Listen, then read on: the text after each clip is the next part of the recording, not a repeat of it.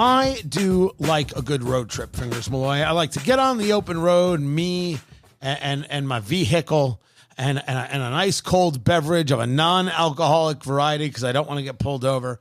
And I grab a cigar and I drive to someplace new, and maybe I find myself a new cigar lounge. And maybe, just maybe, Fingers Malloy, I find myself a new cigar.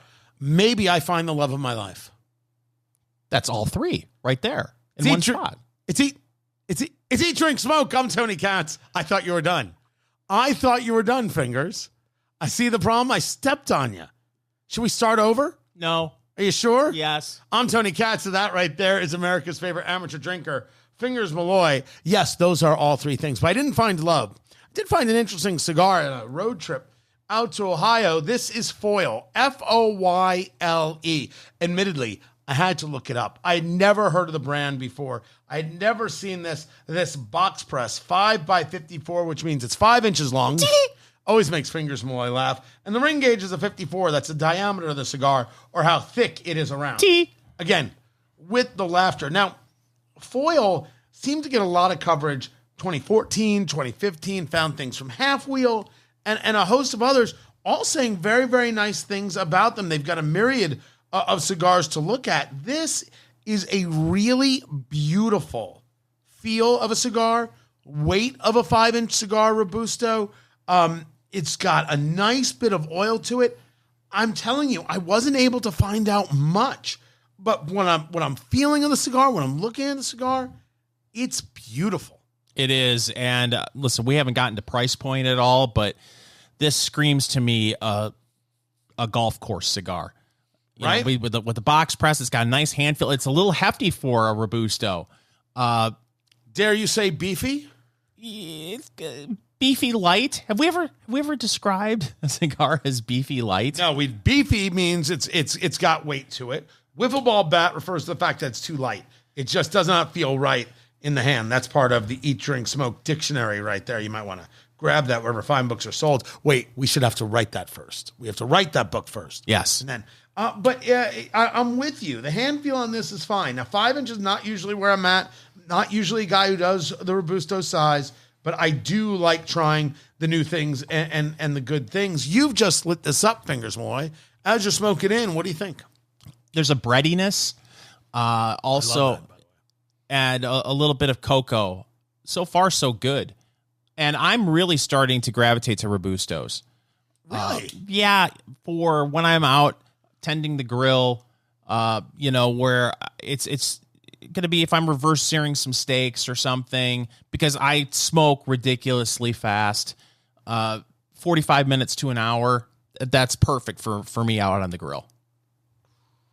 Well, this is, so far, I think this draw is a little bit tight. That might be me. I might cut it a little bit more. We do a straight cut on these cigars, and I like to cut very shallow. So when on the cap end, cut from the cap, light from the foot, on the cap end, where the cigar is just starting to come up, right? Just where from the top where it starts to go down, that's where I cut. I start from there. So we refer to that as very shallow, and then you can work your way down from there. Remember, you can always cut more. You can't put it back. But this is a little tight for me on the draw, and so I'm going to go a little bit deeper fingers. So bringing that up, the cut, there was a gentleman that I ran into last week who was very into a punch.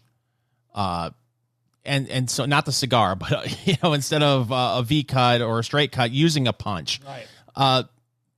Have you ever found yourself wanting to do a punch? Back in the day, I used to use a punch all the time. Basically, a punch, think of it like a hole punch. You're punching a circle into the middle of the cap. You're really intensifying the draw.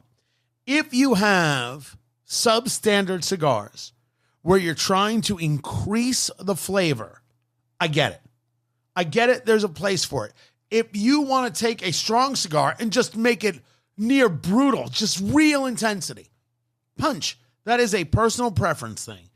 After much testing, it is not for me. It's just not where I live and breathe. I don't even own a punch today. I am in the market for a V cutter, just one. I've increased my cutter collection, if you didn't notice. Fingers more. Daddy did a little shopping. Wow.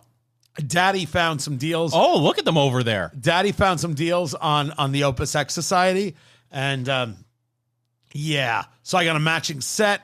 And then I got an extra cutter. And then I picked it up a while ago, the rare pink cutter, the butterfly cutter. Oh, okay. Right there. So are you hesitant at all to take any of these out of your cigar lounge? Oh, of the studio? Yeah. No, they never leave the studio. They are just stand there and do their job. And if someone tries to take them out of the studio, someone's going to lose a hand. That's what's going on. Remember, I don't spend money on lighters, but on cutters, which is about your cigar experience, absolutely and unquestionably. So I don't have a V cutter yet. I haven't found one that I really, truly adore. I do not own a punch. That said, other people may like it and do it, and it's totally fine. I don't think I'd do it on this. This Foyle, Foyle, we're doing the 5.5 by 54 Robusto box press, which means it's squared off. And the reason Fingers likes it so much for the golf course is you can lay it down on a golf cart. It's not going to roll away. Absolutely. It's pretty great. I just purchased last year a cigar clip for your golf cart, which comes in handy. I'm just not one of these people, and we've talked about it before. There's footage of like Mike Ditka, putting, and he's got his, huge cigar in his mouth, not taking it out for any reason whatsoever. I need to set mine down, but you don't want it to blow in a sand trap. That's what, if you don't have the clip, that's what makes the box press so nice. So here's what you want to do. Take the cigar, grab your notebook. What did you eat today? What did you drink today? What is the weather? We've had some cooler temperatures, humidity gone in Indianapolis, Indiana. And you want to take that cigar, you're going to break it into thirds in your mind. First third, second third, final third. Write down the flavor notes, right? What you ate and what you drank will absolutely affect your palate. So you got to know that. And then what kind of flavors you're getting from each third. Then when you go back to that cigar a month from now, 6 months from now, you do it again, you compare the notes, get your through line. What was your palate like? What do you really think of the smoke? So like I said, for me so far, I'm getting kind of a bready sweetness. I'm getting some cocoa. What are you finding you're getting from this stick? There is, oddly enough, a little more spice to this than I was expecting, because I really wasn't expecting much of any on the spice. This is admittedly a Criollo seed Colorado wrapper, so you could see that it could come through. I don't know if I get bread. I do not know if I feel that breadiness can be a flavor, and breadiness can also be a texture, right? You can almost describe that as a chewy. Like if you were to chew on the inside, not the crust part, but the inside of a sourdough, and let those flavors kind of build out.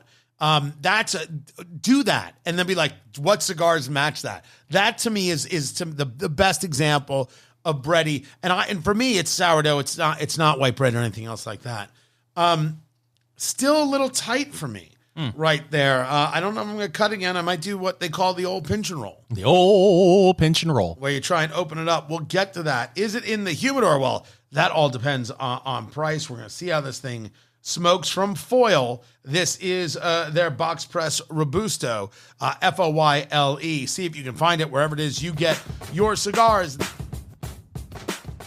I'm not going to lie. I think the Pioneer Woman is fantastic.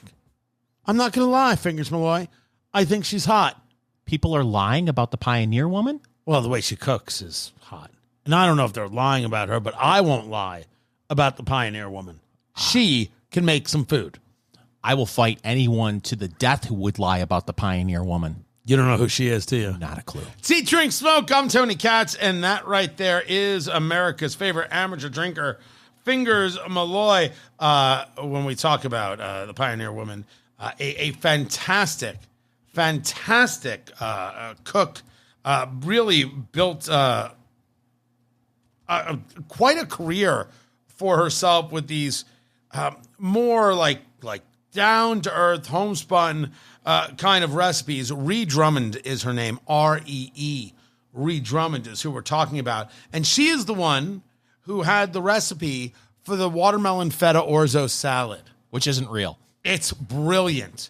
It's so good, I don't even know what to say. The watermelon feta orzo, which is a type of pasta salad, is terrific. You don't know what I mean. I thought it was ouzo salad. No, it's very different. You eat the ouzo salad, you don't wake up for another year. The ouzo salad will knock you right out. In this fine list from the Pioneer Woman, these are the 35 best tailgate foods to win big on game day. Now, before we begin, Fingers Boy, let us discuss the fact that you're high-flying Detroit Lions, of which you are wearing a Detroit Lions t-shirt right now, dressed up for the occasion, and I thank you. They are favored to win the Super Bowl, the World Championship, the big game, the whole enchilada. To be fair, yeah, they are not favored to win the Super Bowl. Sports Illustrated predicted that they'd win the Super Bowl, but if you're looking at betting odds, I believe they are third or fourth when it comes to the possibility of winning the Super Bowl. Of course, as we know, they are Super Bowl bound. Is that right? You know it. I know it. The Russians know it. Eat, Drink, Smoke Nation knows it. Yeah, I'll put the money on right now. They don't even make the playoffs. Total collapse, panic attacks, and then the team sells, and they move to what's Detroit's nemesis? It's another team in Green Bay, just to see you cry. You really think for 1 second that this nonsense that you're spouting right now bothers me? It does. No, it does not. Oh, it eats at your soul. No, it does not. Super Bowl bound, baby. It's happening this year. So here's the list of food for any tailgate. Slow cooker pulled pork tacos. My problem with having to bring equipment to the tailgate, when I'm there, like I don't get me wrong, people bring a grill and all those kinds of things. The slow cooker, I'm plugging things in. Here's the problem I have with this list. A lot of this is just wonderful food that would be great for a Super Bowl party. But like you said, most of the time when you're going to tailgate, say you're going to a 1 o'clock football game, right? You're going to get there at 10 a.m. I'm going to get there at 4 a.m. the night before. Exactly. The day before? Are you getting up at 4 in the morning, 3 in the morning to cook some of this stuff and then put them in some sort of a warmer to keep them warm for the entire tailgate? To me, tailgating is you take your grill, you throw some burgers on, you throw some brats on, and you maybe some wings if you're feeling sassy, and then you go ahead and you enjoy what you grilled on the spot instead of listen. Slow cooker pulled pork tacos sound wonderful, but what are you doing? You taking a crock pot with you to the parking lot? Yes, you're taking a crock pot with you to the park. You're taking the whole crock pot with you. Have you ever taken a crock pot with you? My God, no. What's wrong with you? I'm with you. I think it's nuts. That's why when they have the pull-apart queso sliders, I don't know what to do with this. This is too messy to make at a tailgate. At your home, I'm with you. This is the reason you get the flat top, the Blackstone, which I am getting one. Mm-hmm. And you do the whole White Castle style. You need a bathroom nearby. You do the whole, oh my God, Fingers. Do you have a story you want to tell? Well, no, that's where I was about to take the conversation, and I wanted to make this quick. Does that sound at all like a sandwich that you want to enjoy in a parking lot at a stadium? No.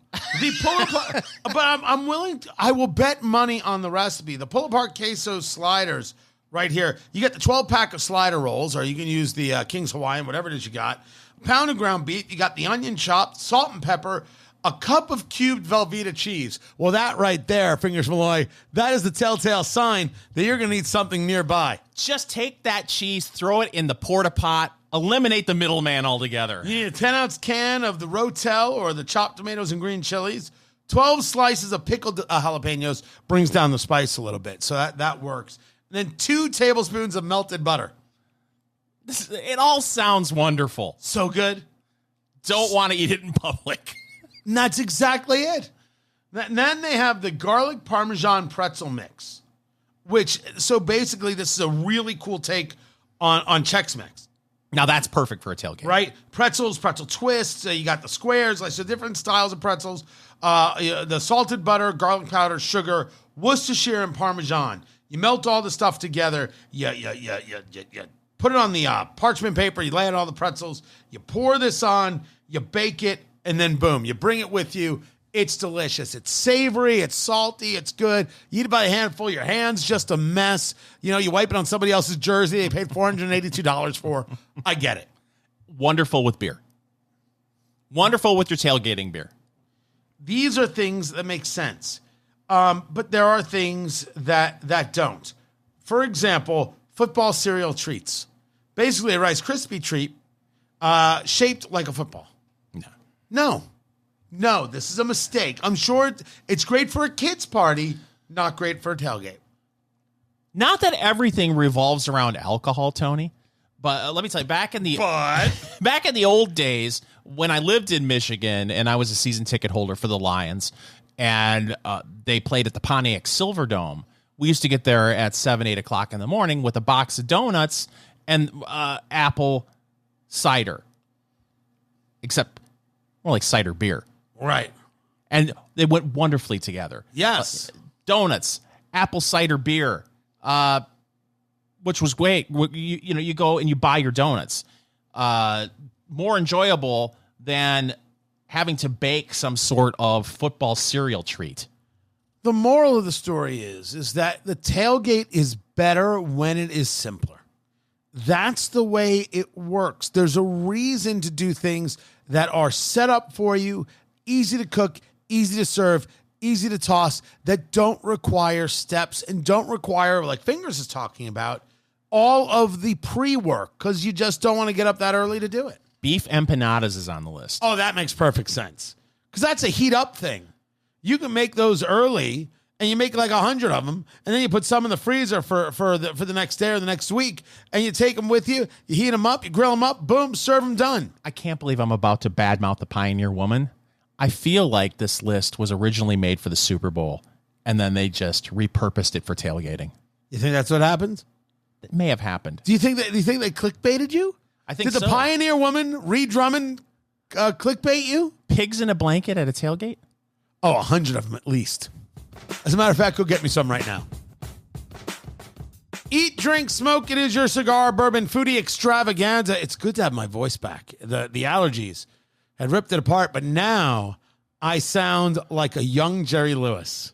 Lovely ladies. I'm Tony Katz. That right there is America's favorite amateur drinker, Fingers Malloy. And that's not the only impression he does. Oh, welcome to Eat, Drink, Smoke. I'm Krusty the Clown. No, we didn't know that at first. Thank goodness you identified yourself. Could have been B. Arthur.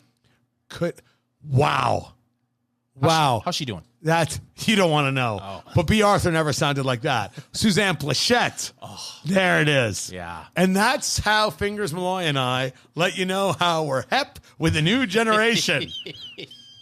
We know all the things the kids are saying.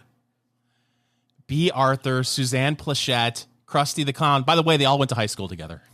A lot of people don't know that. Smoking the Foyle Robusto, Foyle, the box press Robusto. This is a 5x54 box press. It was a little tight for me in the beginning of the draw. I cut off a little bit more of the cap and smoking very, very nicely right now. Very pretty smoke. I got to admit, not overwhelming in any one direction. There is a sense of not. Sometimes we use the word creaminess with just too much reckless abandon. You want to try and put a kind of a word to it or more of an understanding to it. There is to me a thick vanilla milkshake kind of feeling going on. Slight vanilla flavor, but thick vanilla milkshake in the texture is where I am with this. That spice there from that Creole seed wrapper has subsided a little bit. Nice, easy going smoke that would work with coffee brilliantly. Yes, absolutely. I haven't really had much of a change in the flavor profile going from the first third to the second third. Maybe a little bit of spice is picked up for me, but other than that, it's pretty much stayed the same, which, by the way, is fine. Not complaining about it at all. It's hitting me just right. Nice, pleasant smoke coming off of it. Lots of that. really has been low maintenance. I've only had to touch it up once. So the construction has been great. I'm very happy with this. The question, Fingers Malloy, is this in your humidor for $5.50 a stick? Stop it. $5.50. Now, I admit to you, I have not been able to find it everywhere. I have been searching online and with people we know. It's not in many, many spots. Foyle, Foyle. That is the name of the brand. But this is an everyday, doesn't matter if you have to throw it away, cigar that's actually providing solidly on the flavor. I could totally see having a box. Listen, you're a box guy. You buy boxes of cigars all the time. I like to kind of spread things around a little bit, buy 3 or 4 at a time. I would totally buy a box of these. My good, $5.50 a stick. The Brick House line, a lot of those cigars are $7, $8 a stick. We have found cigars with great value that also are very enjoyable to smoke. I don't know if we found one lately that's been $5.50 a stick. They also sell this in a Maduro, which would be interesting to see the flavor difference there. They also sell this as what they call the classic Meteor Hammer, which is a 6.5 by 52 Perfecto, which is a pretty interesting way to look at the cigar. I'm curious. I am curious. You may just now have a Christmas gift. Oh, and nice. It may be this, but it's time, Fingers Malloy, for news of the week. Is it in your humidor? Oh, at $5.50? It's not even a question. Yeah, this is a great everyday cigar. This is a yard work cigar. As you said, perfect golf course cigar. This is a working in the garage cigar. Absolutely, positively everything. This is you guys need cigars? Here you go. Hand out cigars. Yeah, you're not kidding. I do believe that this cigar would be perfect for someone, if you're having a party and you've got a bunch of people that are cigar curious but aren't into cigars, you'd be able to hand this out, and I think that they would be enjoyable for them, but also you wouldn't be brokenhearted if they smoked, the first third and said, I forgot I'm not a big cigar fan. By the way, Cigar Curious would be a great name for a website.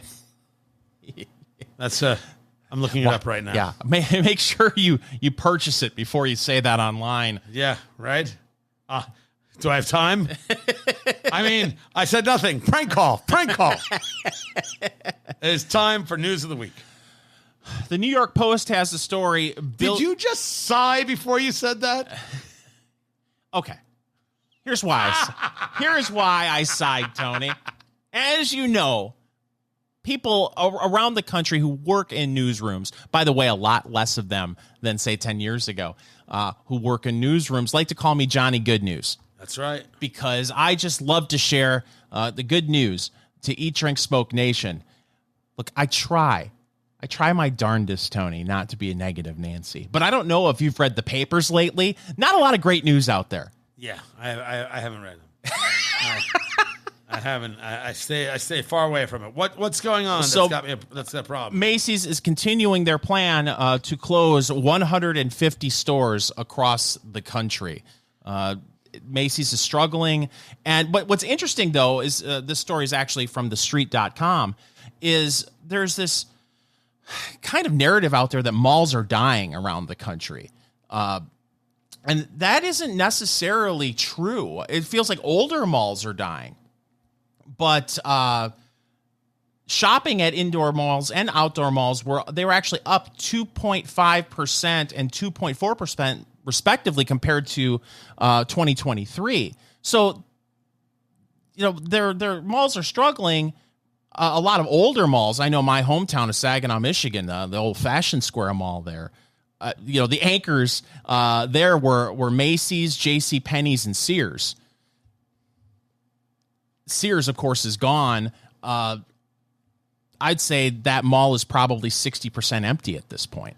So, if I understand Macy's plan properly, their plan was to change where they wanted people to do the shopping. So, you talk about the open air mall. They feel that is much more in connection with where their shopper is, and they are leaving the traditional mall location for more of those locations, because those locations are seen as a little more upscale. They're seen as a little more valuable to the shopper, and therefore they think that there's the right shopper coming for them. That malls are up, I would find pretty fascinating, but I would then want to know what stores in the mall are we referring to? What stores in the mall are they? Are we talking about the standard franchise stuff of the Abercrombie and Fitches? By the way, Abercrombie and Fitch was up 21% last quarter. Wow. Which is amazing for people who, according to their ads, never wear shirts. But the outlook for the future, they're like, the outlook is bad.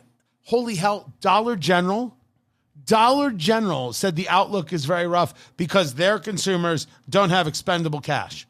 Oh. Dollar General. Wow. So these things are real. And I think that the other thing going on is maybe Macy's realized, here we are being this massive department store with everything.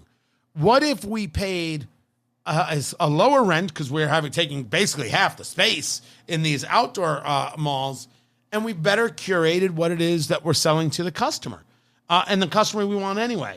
So that they're moving is not necessarily proof of a problem with Macy's as much as it is a rethink about where their market is and what they want to market. Yeah, very true. And also, by my area where I live, there are 2 outdoor malls. And I think there maybe is a reexamination about what an anchor store could be. Dick's Sporting Goods, now an anchor store. Yeah, in those kinds of places especially. And it's just people see it as more of a going out worthwhile venture. We've discussed this with housing, that because of higher interest rates, you have families where kids are grown and out of the house. And so the family's got a 4-bedroom house, 5-bedroom house, big house, can handle the big family, but they're not selling.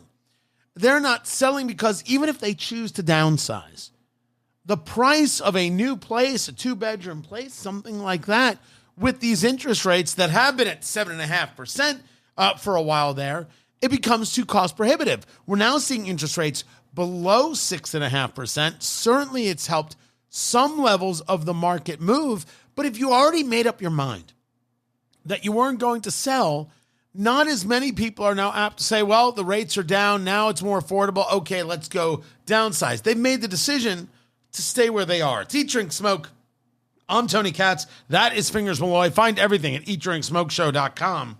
Well, now we're seeing that this is also applying to people in the workforce. So Axios had the story. Older workers aren't retiring, creating career gridlock for younger ones. Picture the same scenario. Here is the 62-year-old in a position as VP of whatever, and they're taking a look at their 401k. They take a look at where this economy is. They've got a presidential election coming up, and we all know that everything comes to now that we're past Labor Day, everything comes to a screeching halt. There are no business moves that are going to be made of any large scale that haven't already been in the works for a year. Between now and the election, people are going to wait to find out. Because if it's Kamala Harris, people are going to react one way. And if it's Donald Trump, people are going to react another way. This is just standard operating procedure, Fingers. Well, you and I have been doing this long enough. You guys know we do this political observation radio work outside of what we do here at Eat, Drink, Smoke. And you know this better than anybody. The next 2 months are for business. There are no changes. There are no new things done. This is the buckle down and wait time. Absolutely. And then when you throw in the uncertainty of the economy on top of it, I mean, even if this weren't an election year, I think that there are businesses that are sitting back going, okay, what are we going to do here? We're hearing inflation is slowing, but is it really? We're going to have interest rate cuts. Who knows how deep they are going to be? We need to maybe just sit on our money right now, sit on our ideas until we figure out what the landscape is going to be 6 months from now. And if that's what business is doing, that's what people are doing. The VP looks at the situation and says, why in the world would I leave? They're not going to push me out. I mean, if they do, they do. But I don't think there's any reason right now to voluntarily leave. My 401k is having an issue. My investments could be impacted. better I continue to show up and do the work. So if that VP is not graduating out into retirement, what happens to the 48-year-old? What happens to the 29-year-old? They end up in a level of stagnation. The share of U.S. adults 65 and older in the labor market increasing since the late 1980s. Well, that's two things at play. The first, what we just discussed, and second, the idea that 60 is the new 40 and 90 is the new 60. And that, well, 90 is pretty old. But the idea that people think, I'm going to live forever. What? I can't retire. What's the point? I'll still be healthy when I'm 71. Like, there's this real belief of that, even though American men died at the average age of 73. So count it down, fingers. It's just a matter of time. Gosh. No? You are the Tony Robbins of your generation. That's what I'm told. That's what I am told. I've often been told that I'm the Dolly Parton of cigars. Just bringing sunshine everywhere I go. So now you've got these two things at play. Interesting about how this might affect not only job markets, but the idea of how you teach a younger generation if they're not going to stick around. You know, I read a piece the other day, and I wish I had it in front of me, and I want to see if you buy into this theory when it comes to Gen Xers and the possibility of them retiring. And what the author was saying of this piece is that Gen Xers are finding that their children are staying home and living in the home well past what they thought they were. And then on top of it, they also had a financial responsibility to their parents who may need help as they've retired and maybe they need some additional medical care that they can't afford. So there's less of a retirement nest egg for this generation because they have to worry about themselves, also their children staying longer in the home, well into their 20s, and parents who may need help. So they may have to work longer because of that. You're almost worried about 3 generations. Yeah, the argument of we're both Gen X. Watching older parents has certainly not been easy. And watching older parents, friends and other things, watching older parents who are not prepared, the almost, in many cases, stunned nature they have that they got older. And it's not anger, it's not resentment, it's this total confusion and how to deal with it. It is frightening to watch. And for a lot of Gen X, they're dealing with that, watching this and like, I can't believe these are my parents. That conversation's happening all across the country. It is stunning stuff. But I have not heard about this idea that younger generations, is this X and millennial? I mean, Z and millennials that feel this. No, we're talking about Generation X. We are talking about X. Yeah, that their children are staying in the home longer and they're financially helping the kids a lot longer than they thought they were going to. And then on top of it, they have to worry about their parents and maybe financially assisting them in some ways when it comes to, I don't want to be so morbid to say end of life care, but if they weren't fully prepared for having to go into a nursing home and things like that. So they haven't been able to stock away as much money in retirement as they hope to because they're basically helping themselves as well as the kids and the parents. So they may have to work longer than they had hoped because of this. That's just great. That is just fantastic. Good Lord. That is a stress. That is a stress. Now, luckily, people who are Gen X understand this. They just like, all right, one more thing I got to deal with. And in the main, they do it. But I'm curious as to the other side of this, the younger generation feeling that they can't move up. Do they just give up? Because we've already seen the changes in how people do things, gig economy, and how that's changed the job market. Dear Lord, we can joke about OnlyFans from now until the end of time. Oh my gosh, the amount of people who have turned to OnlyFans and figure if I could just get 2,000 subscribers at $5 a month, I'm good. Yeah. Or having two side gigs on top of their regular job. It's interesting when you think of people maybe before Gen X and how so many people would start with a company and be lifers versus young people today where they're job hunting because they want to move up the ladder. They want to make more money. The incentive isn't there necessarily to stay with companies for your entire career because you're not getting a pension. Or in the situation that we're talking about here, you've got older workers who can't retire or refuse to retire because they're scared of what retirement will bring with a fixed income. Yeah, but how many think of it? On how many people walk into the workforce right now at 23 and think they're going to be at this company until they're 63? That's what I'm saying. That mentality is gone. But that's I would argue that's long been gone. But if they can't advance where they are, certainly they're going to move even faster. I don't think they ever anticipated that they'll spend a life there. That's the only point that I make. I don't think that exists. But if the older people are sticking around, it creates a problem for institutional knowledge to be passed down. And that, for companies, affects the culture and affects the end product, for sure. People are very kind to us, and we appreciate it greatly. Eat, Drink, Smoke Nation is outrageously good to us. People who appreciate the show and rely on the show for whether it's the escapism or learning about cigars or learning about bourbon, things they've never tried. We're thrilled we get the chance to do it, and hopefully we'll be doing this for a long time to come. It's Eat, Drink, Smoke. I'm Tony Katz. That right there is America's favorite amateur drinker, Fingers Malloy. And some people, so appreciative, they're like, hey, you got to try this. And they bring us, Fingers Malloy, bottles of bourbon. Sometimes even 2 bottles of bourbon. And this happened over the weekend. Kind man, good man, decent man said, hey, you ever get yourself to South Carolina, like the Charleston area? I'm like, first of all, Charleston's great. Fantastic. They got solid food scene there in South Carolina. Absolutely love it. But I don't get there. I don't get there enough. And he says to me, well, you ever had the Virgil Kaine?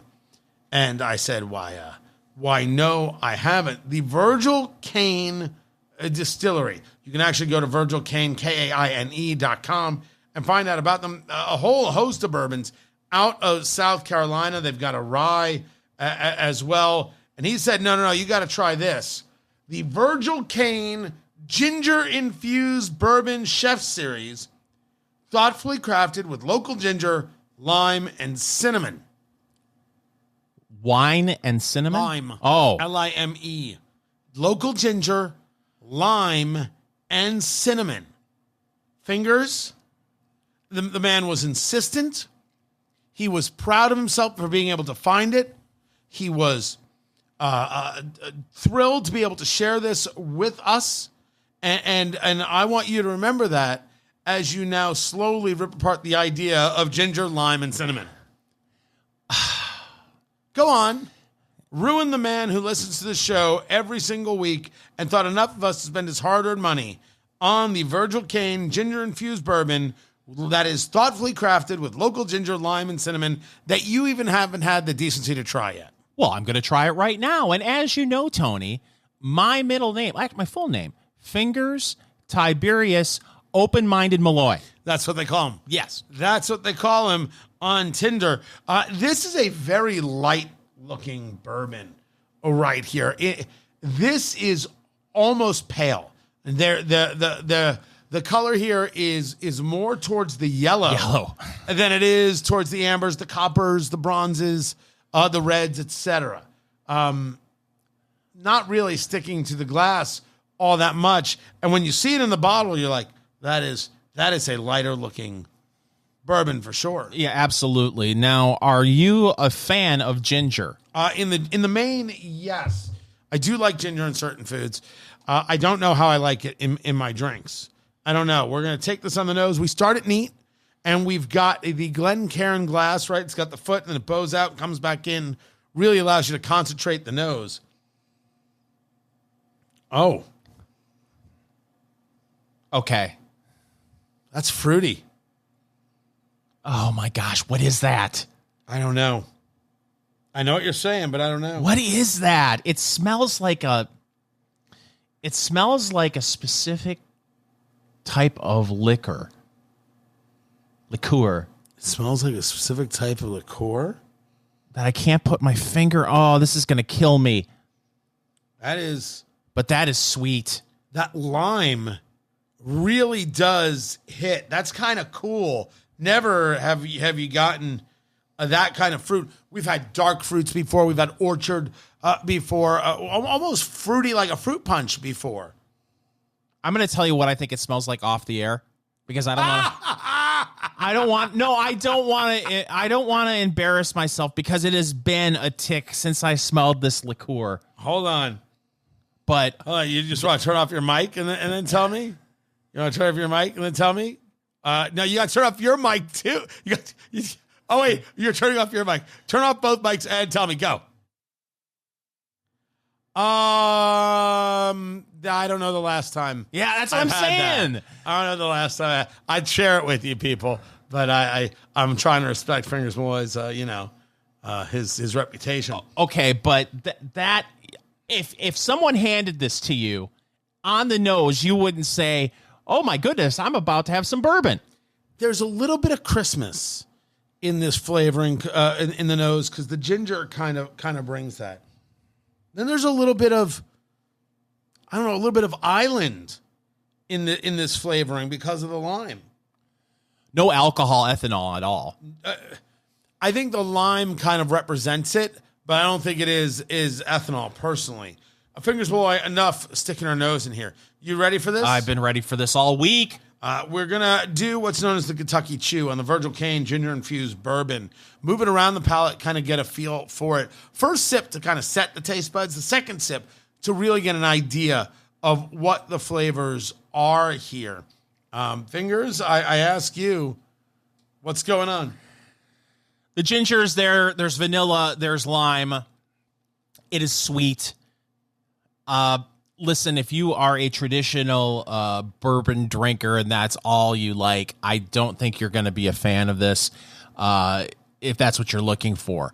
Having said that, it's nice.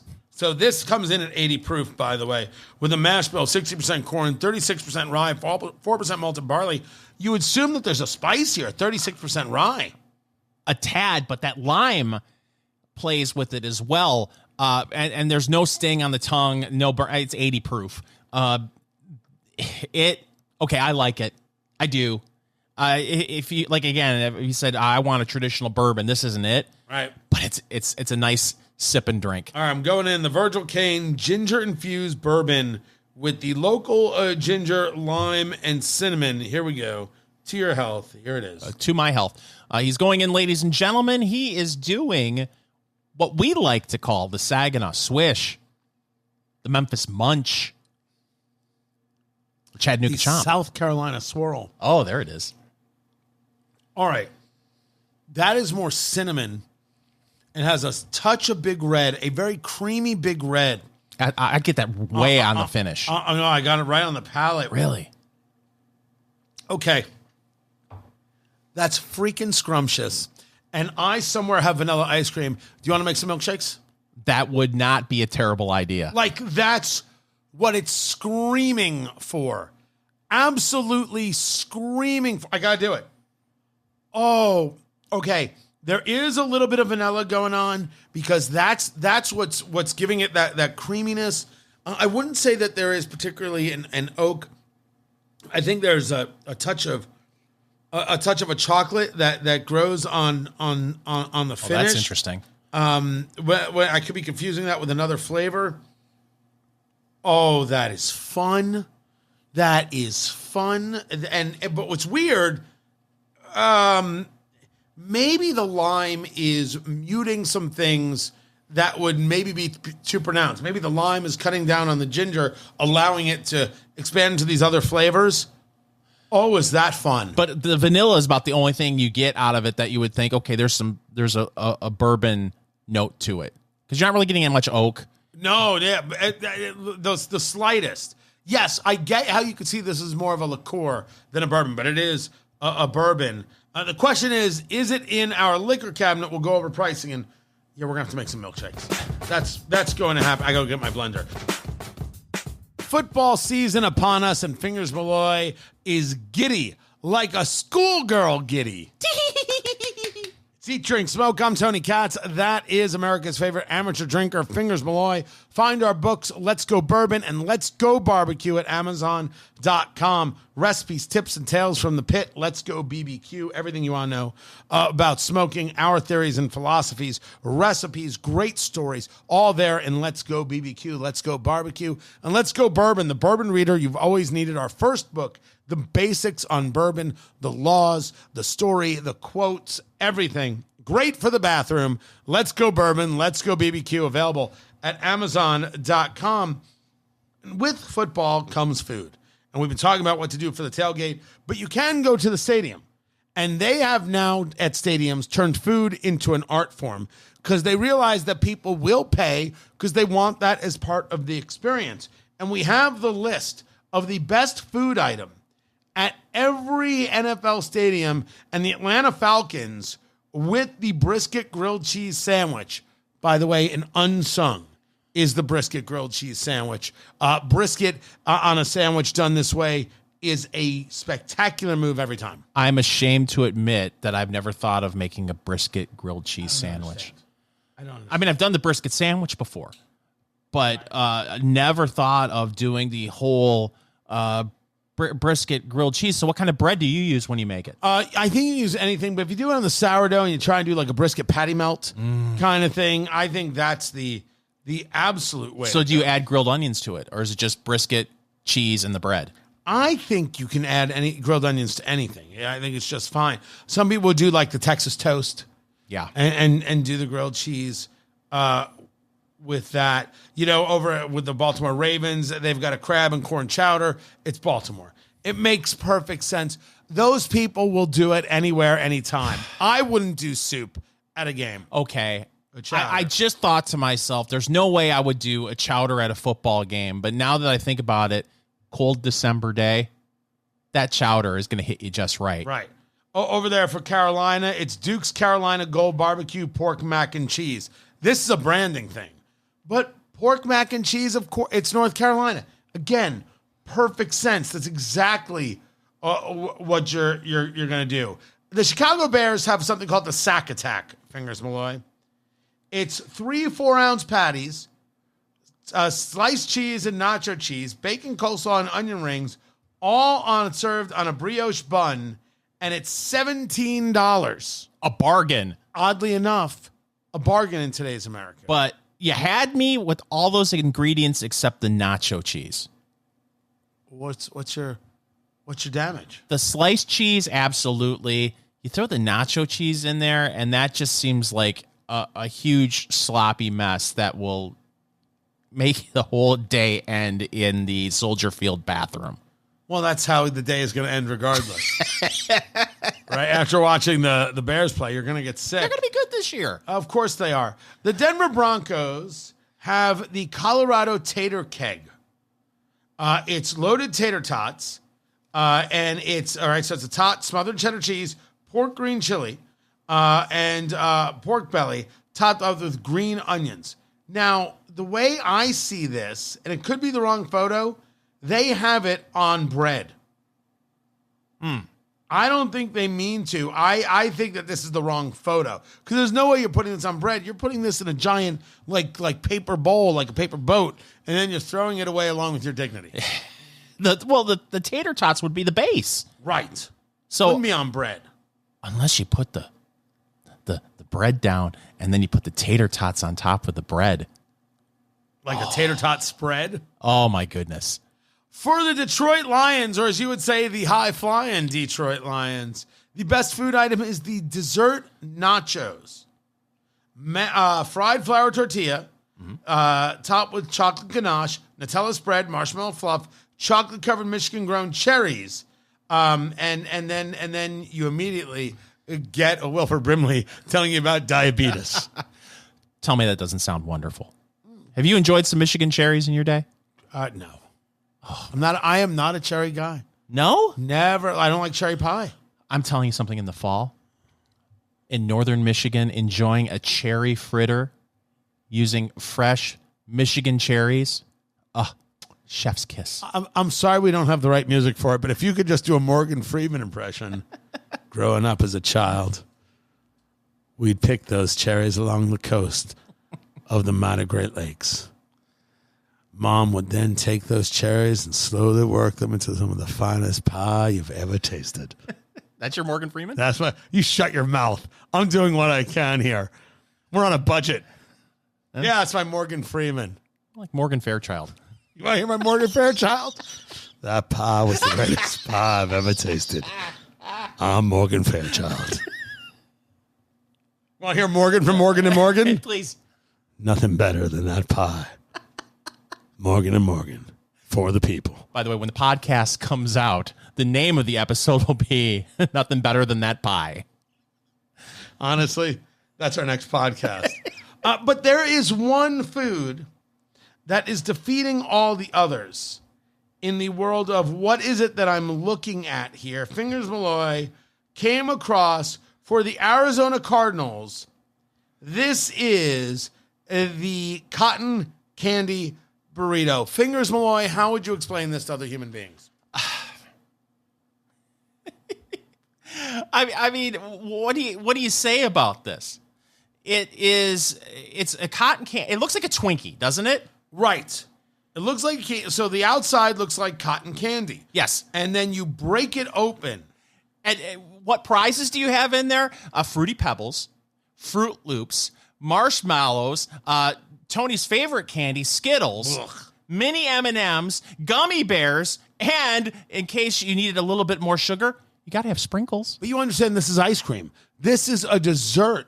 It is the cotton candy burrito is ice cream. So it looks like cotton candy on the outside. It's ice cream throughout. And it's got all of this stuff inside, including Skittles to ruin it. This is the big one. This is the one that people say is just the over-the-top pure joy. And I would agree with them, except for I can't imagine Skittles at room temperature are very difficult to chew.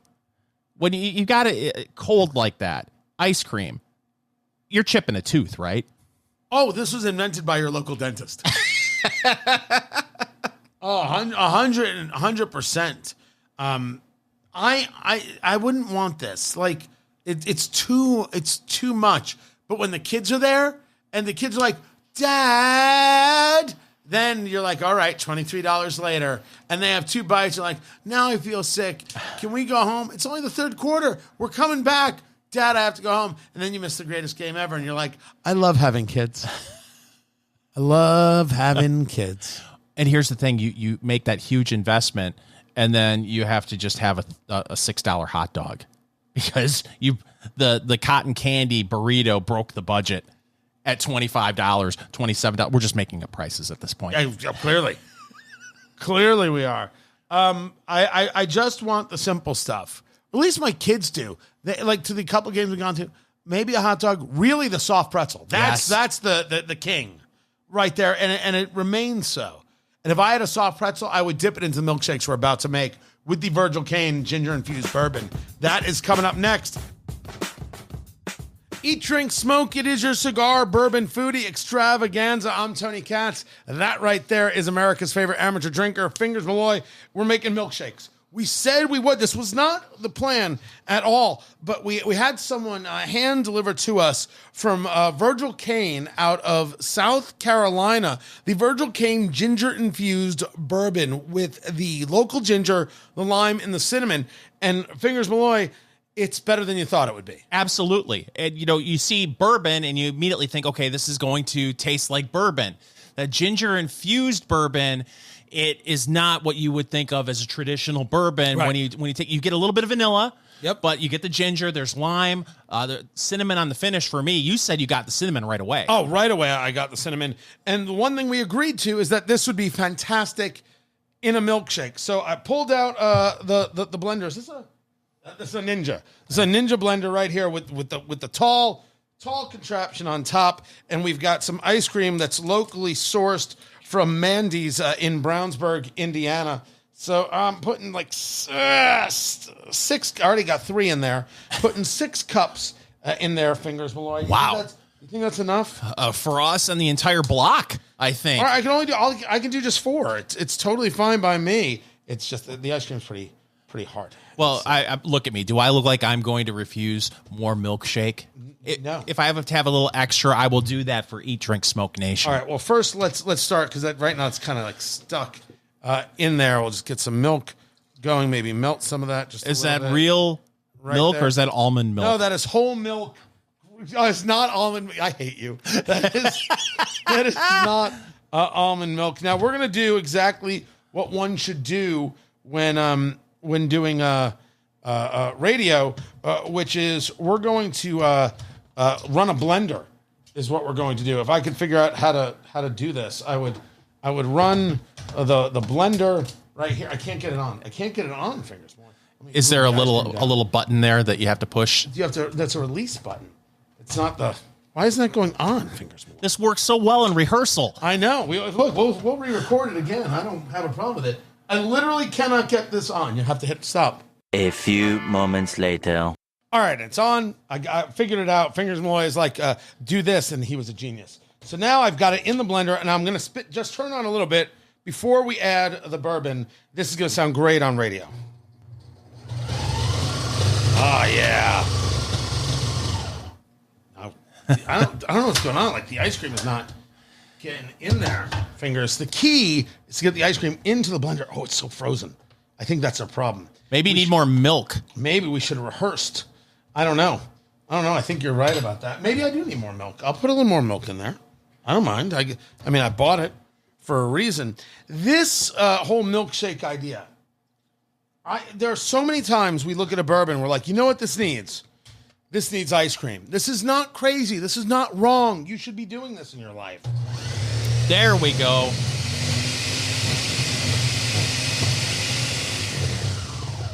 I'm going to add bourbon. There you go. I'm going to add bourbon to it. That's what it's missing right here.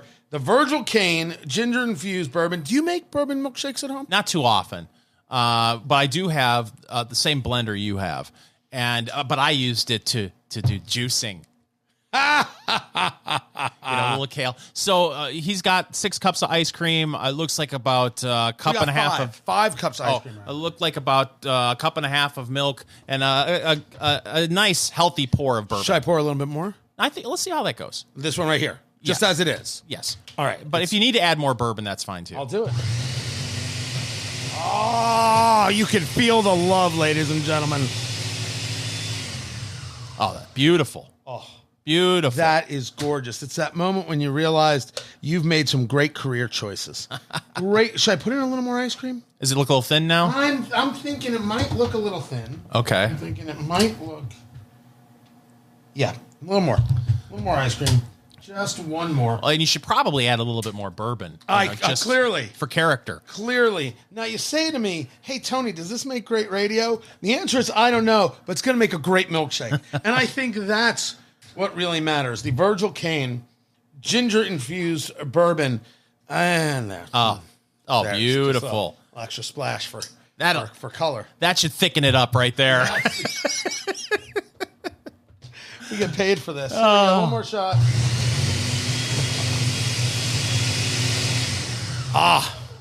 Okay. Smells good. It smells good. Oh, that didn't really mix. Hold on. That's got to get in there. Right now I can tell that looks a lot thicker. Yes. So I'm very excited about this. I'm sorry, you're what? You're very excited about it? Oh, yeah. I'm very excited about this. Here we go. We're going in. Okay. And of course, we're pouring this into rocks glasses. Oh, behold. Right here. Oh, there you go. That's beautiful. Tell me that consistency isn't perfect. That's perfect. All it needs is a maraschino cherry. Honestly, if I had one, actually, because of the lime infused, that would be the garnish here. Yeah. The garnish would absolutely be a lime. Fingers Malloy, to your health. L'chaim? L'chaim. You got don't do it with the K. L'chaim. L'chaim. Or just go with salute. So, Or cheers. Boutros Boutros-Ghali. That is the former director of the United Nations. He went in first, did Fingers Malloy. Is it genius? Tell me it's not genius. It's ridiculously good. Hold on, here I go. The only thing I would suggest is maybe just a little something. A little bit more. Oh, it needs a little bit more? Yeah, a little bit more. A little bit more? Yeah. A little bit, maybe a little float on top? Yeah, there you go. Oh, see, that's good. Honestly, it could use a little more bourbon. You're absolutely right. It could use a little more. The float on top is good. Oh, my goodness, Tony. That's wonderful. The float on top is dumb. All right. That is crazy good. Yeah, this works. That is a fantastic combination. You definitely want a real vanilla. Do not allow yourself to do a fat-free or a low-calorie. Don't do any of that. You want to use a vanilla. I think if you had a vanilla bean, something that had a little more of that thick vanilla flavor, you'd be all right. And I didn't use enough. The float made the difference. Yes. Right? I could go a little bit more. Do we have to do more on the float? I fine. am. All right, there it is. You know. I just did it. Oh, you know what? Yeah. I just did Good it. for you. know? Yeah, what are we? It's considered good luck in Latvia. The question, Fingers Malloy, is the Virgil Kaine ginger-infused bourbon, is this in your liquor cabinet at $30 a bottle? I mean, absolutely. There's no doubt it's in my liquor cabinet. Again, you're not taking this and promising people this is going to taste like a traditional bourbon, but it's wonderful. Absolutely wonderful. Yeah, it is unique.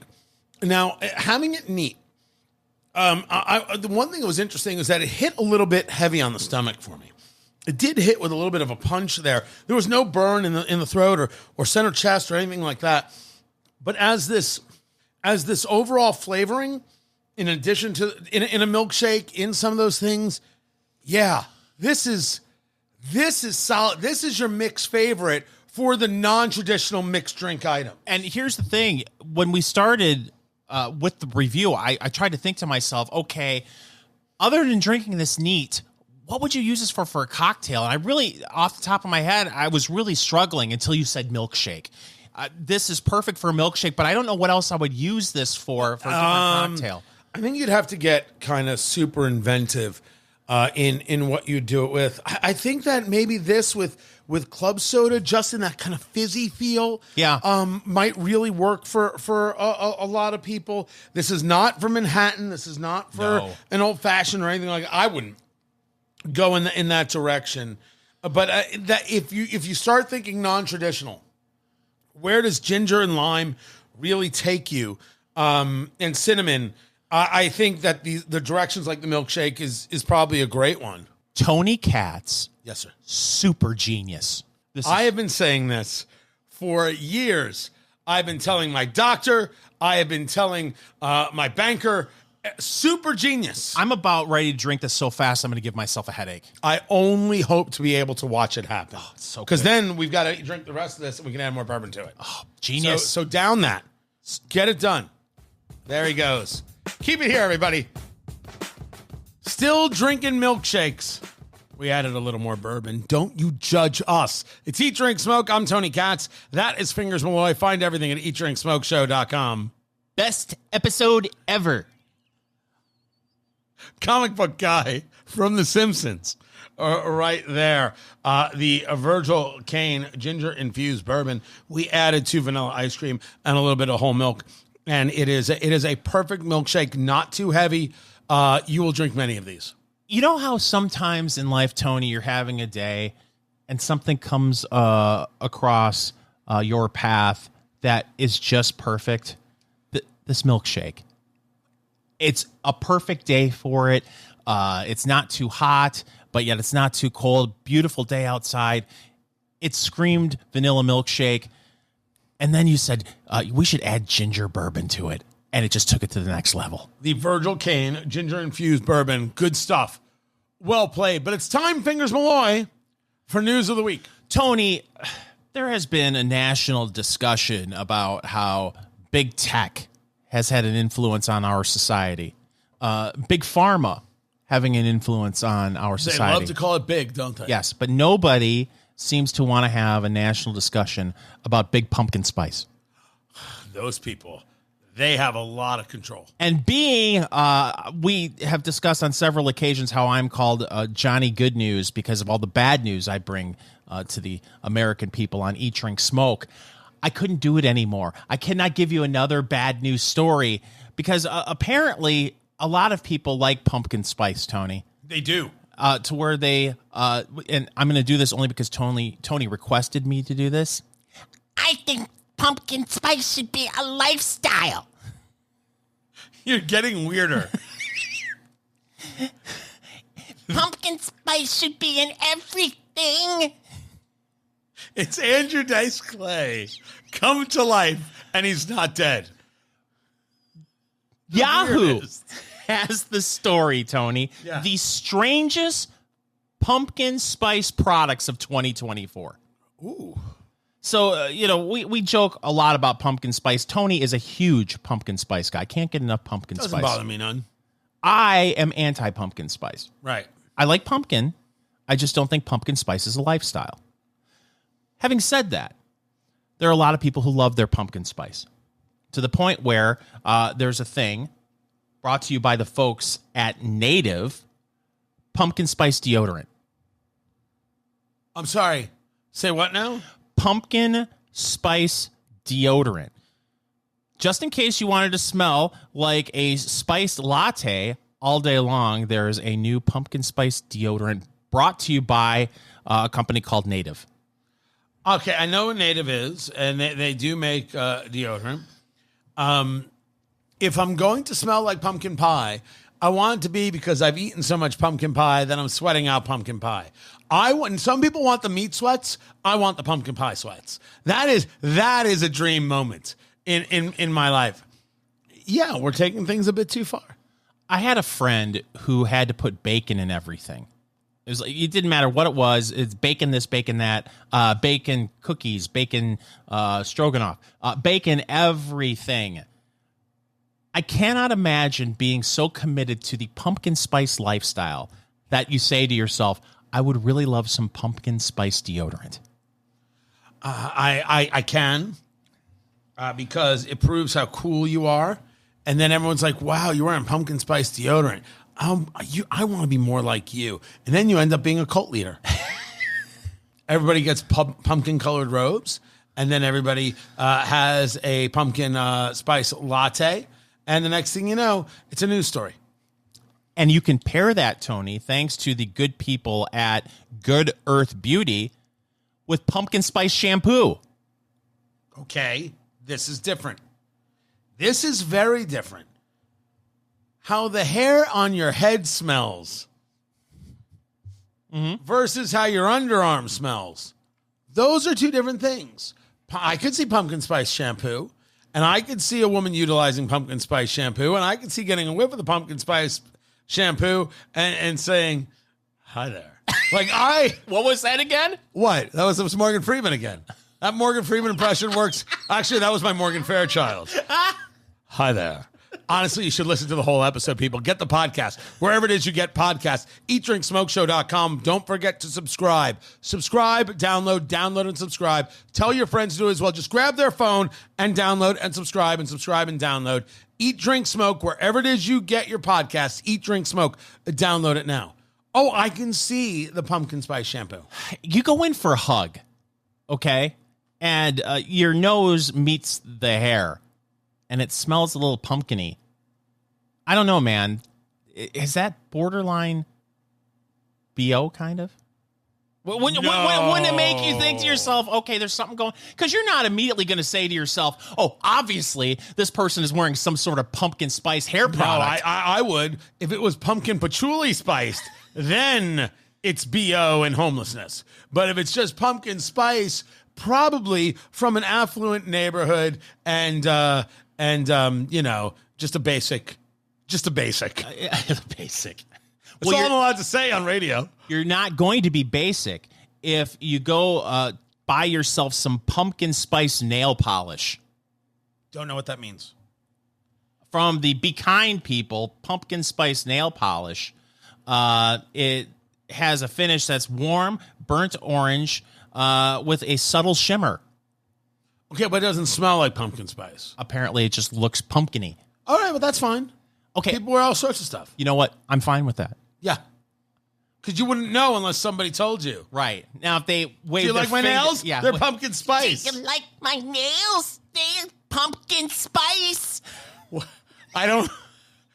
You're more happy with this than everybody else in Eat Drink You Smoke told me Nation. to do it. You said we need that in the show. Well, you know what? You tried it. Let us know if you like the voices Fingers is doing. Email fingers@eatdrinksmokeshow.com. Or don't. And of course, eatdrinksmokeshow.com. You can just go there directly and let us know. This is fitting. Pumpkin spice poopery. You know the toilet spray? I know what it is. You know, the old toilet spray? Okay, I can see that because I feel like that goes hand in hand with pumpkin spice. Good Lord. Your thoughts? Yeah, no, it's, I don't know why you would ever want that scent to be associated with the bathroom. I think that's bad marketing. That is counter marketing. I think the poopery people are trying to say something. That's, I'm pretty sure that the poopery people were paid by Fingers Malloy to come out with that scent to keep that in people's minds. Okay, to stick with the bathroom theme, Tony. Pumpkin spice toilet paper. The cardboard tube is scented like pumpkin spice. Okay, so like to be a scent for the bathroom. Again, bad idea. I don't think it's supposed to be a scent for you. But how strong does that cardboard the scent have to be to have an influence on the room? I'll never find out. I think that's what's key here. Okay, I think we can agree that this may be actually a good product. Pumpkin spice toothpicks. So in the 80s, Mint. in the 80s, they were really popular. The hot cinnamon toothpicks. Did you ever No, I never had partake? one. Mint toothpick, sure. Hot cinnamon, no. There was a baseball player for the Kansas City Royals. His name was UL Washington. So we always had, to mimic him, toothpicks in our mouths because he always had a toothpick in his mouth while he was playing. That didn't happen. That never happened in Jersey. Oh. The Virgil Kaine ginger infused bourbon from South Carolina, $30 a bottle. It's solid. Don't think of it as traditional bourbon flavor. You're not going to get that. But a nice after dinner drink, a fun drink, and yeah, the milkshake is golden. And the Foyle, Foyle, the Foyle cigar, this Robusto box press, $5.50 a stick all day. If you can find more of them, do it. And find us at eatdrinksmokeshow.com. It's Eat Drink Smoke. Follow Eat Drink Smoke on social media, on Twitter at Go Eat Drink Smoke, on Facebook, facebook.com/Eat Drink Smoke, and Instagram at Eat Drink Smoke Podcast.